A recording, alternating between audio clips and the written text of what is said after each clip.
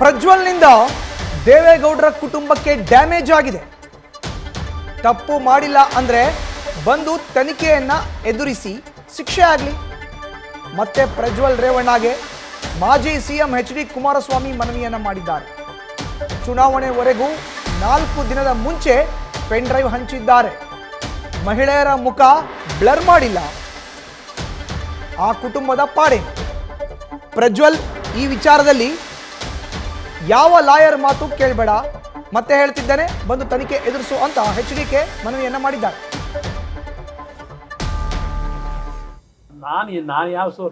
ನಾನು ಹಲವಾರು ಬಾರಿ ಹೇಳಿದ್ದೀನಿ ಬ್ರದರ್, ಅವನು ಕರ್ನಾಟಕದಲ್ಲಿದ್ದಾಗಲೇ ನನ್ನ ಹತ್ರ ಎಂದೂ ಸಹ ಬಂದಿಲ್ಲ. ಇನ್ನು ಅವನು ಬೇರೆ ಎಲ್ಲೋ ವಿದೇಶದಲ್ಲಿದ್ದಾಗ ನನ್ನ ಕಾಂಟ್ಯಾಕ್ಟಿಗೆ ಬರ್ತಾನ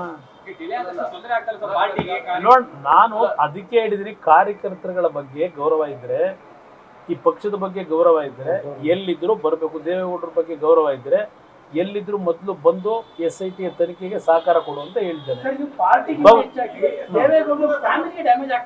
ಅವ್ರ ಉದ್ದೇಶವೇ ಈಗ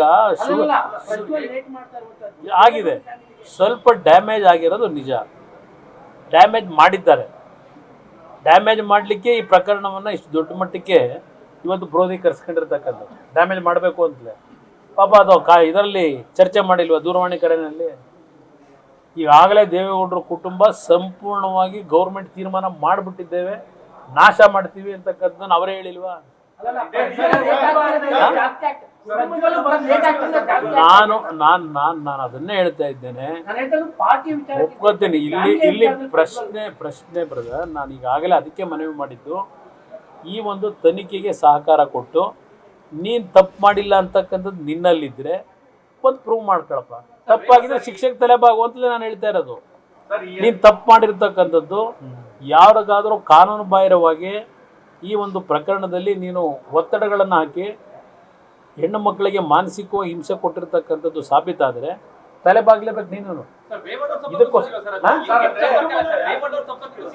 ಅವ್ರ ಸಂಪರ್ಕದಲ್ಲೂ ಇಲ್ಲ.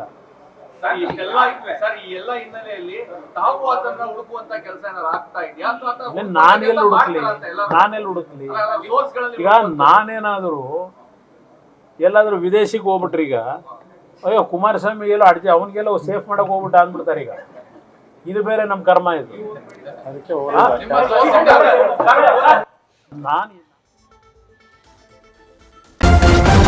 ನ್ಯೂಸ್ ಫಸ್ಟ್ ನಿರ್ಭೀತಿಯಿಂದ ನಿಮ್ಮ ಪರವಾಗಿ.